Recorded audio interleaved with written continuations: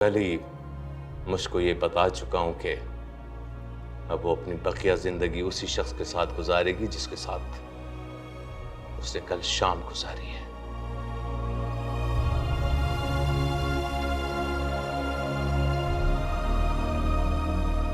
दूसरे ये कि अगले जुमे आपका और मुझका निकाह पढ़वा दिया जाएगा।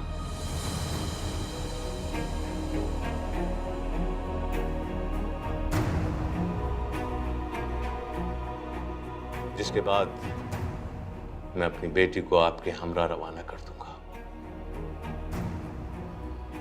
लेकिन अंकल इतनी जल्दी? मैंने तो अभी अपने वालिदैन से भी बात नहीं की। वालिदैन से बात किए बगैर मामलात काफी आगे तक आप दोनों ले जा चुके हैं। अब ना सोचने की कोई गुंजाइश है, ना पीछे हटने का कोई रास्ता। वैसे मुझे आपसे मिलकर खुशी हुई हो या नहीं, इत्मीनान जरूर हुआ है। फिक्रमंद था बेटी का बाप जो।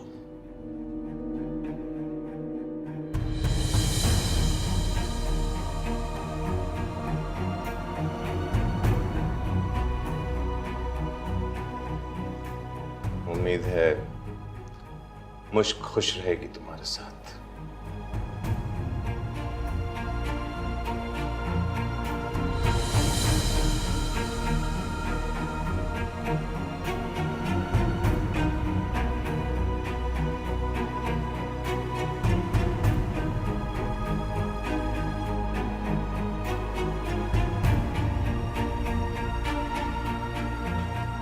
इंतजार।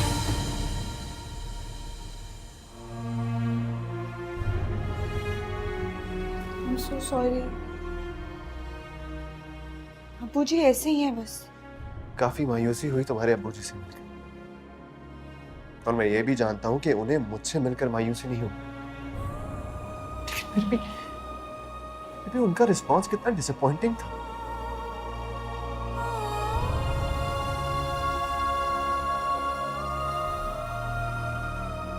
इंतजार, मुझे और तो किसी चीज का नहीं पता, लेकिन मैं ये जानती हूँ कि मेरे और आपके बीच कोई भी नहीं आ सकता। मुश्क में जानता हूँ, लेकिन मेरे पेरेंट्स का क्या बताऊंगा उन्हें घर जाके कि ये सब कुछ कहा तुम्हारे अब्बू जी ने मुझसे तो बर्दाश्त नहीं होगा ना। मुश्क, अभी तुम मेरे अब्बू को नहीं जानती, उनका ईगो भी ना बड़ा हाई।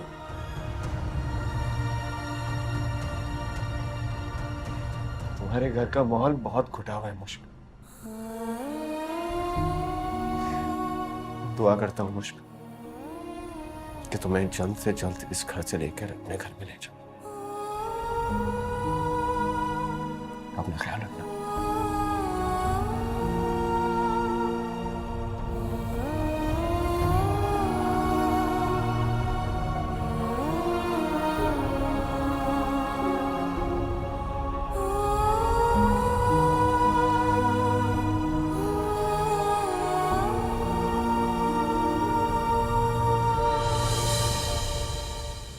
क्या उनका दिमाग तो ठीक है? कैसी बहकी बहकी बातें कर रहे हैं वो। और अगर तुम्हारे पापा को पता चल गया तो वो कितना भड़केंगे जानते हो ना। और दुनिया क्या कहेगी? हम अपने इकलौते बेटे की शादी इस तरह से क्यों करें भाई? किस किस को जवाब देते फिरेंगे? मोहल्ले वालों को, रिश्तेदारों को, दोस्तों को, अहबाब को। तुम्हारी शादी के हवाले से हर इंसान को क्यूरियोसिटी हुई है। और वो नवीद और मुनिज़्ज़ा सहबा का तुम्हारे लिए प्रपोजल लेकर आए थे। ये क्या कह रही हैं आप? सही कह रही हूं मैं। और सहबा भी उनके साथ थी। वो इस रिश्ते के लिए मुकम्मल तौर पे तैयार है। मामा, this is not possible. Sahba Numan से मोहब्बत करती है, वो भी पागलों की हद तक। नुमान, मुनिज़्ज़ा और नवीद नुमान को समझते ही कब हैं? घास कब डालते हैं उस पर? How do you know? क्या हो गया? एक ही मोहल्ले में रहते हैं, एक दूसरे के घर में नौकरों का आना जाना रहता है, उसमें क्या मुश्किल है? ये क्या किया अब्बू जी ने? वो कोई राह चलता सड़क छाप नहीं है, वो एक इज्जतदार खानदान का लड़का है अम्मी जी। बजाय इसके कि उसकी नेक नियतों को सराहते, उससे इज्जत से बात करते, उससे रूखे सूखे बात करके उसे चलता किया। क्या सोचेगा हमारी फैमिली के बारे में? यह है इस घर की लड़कियों की हैसियत कि 3 बोल निकाह के पढ़ाया और रुखसत कर दिया।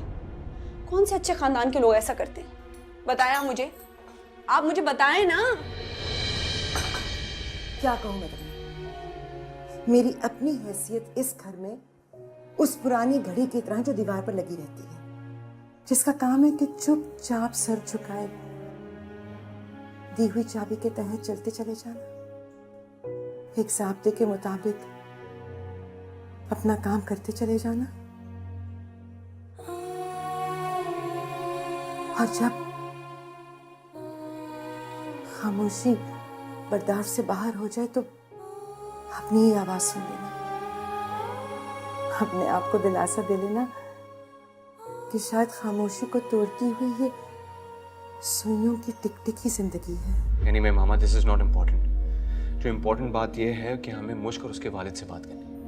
सवाल ही पैदा नहीं होता है इर्तिजा कि तुम्हारे पापा इस बात पर एग्री करेंगे। वो तुम्हारी शादी को लेकर इतना एक्साइटेड हैं, वो चाह रहे हैं कि तुम्हारी शादी इस शहर का सबसे बड़ा फंक्शन हो और उनके साथ मैं भी हूँ और सहबा के साथ भी मैं हूँ।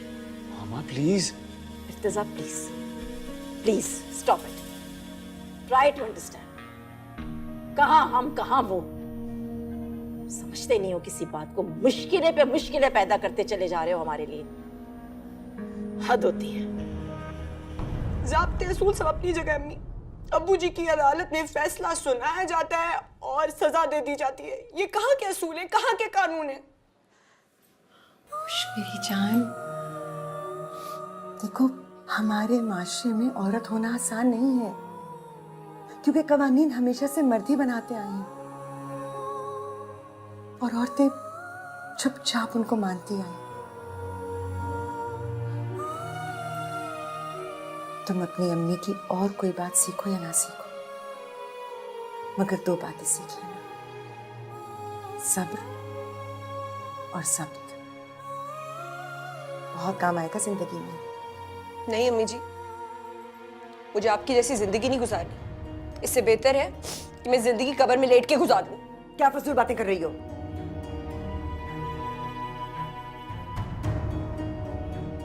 अगर इर्तिजा तुमसे वाकई मुखलिस है तो तुम्हारे अब्बू की कड़ी से कड़ी शर्त भी मान लेगा। उसके घर वाले ना माने तो, अपने घर वालों को ना मना सका तो मेरी क्या इज्जत रह जाएगी?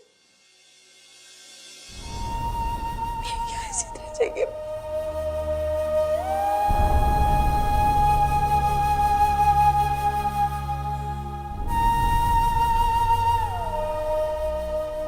मुझे ऐसे जिंदगी नहीं गुजारनी।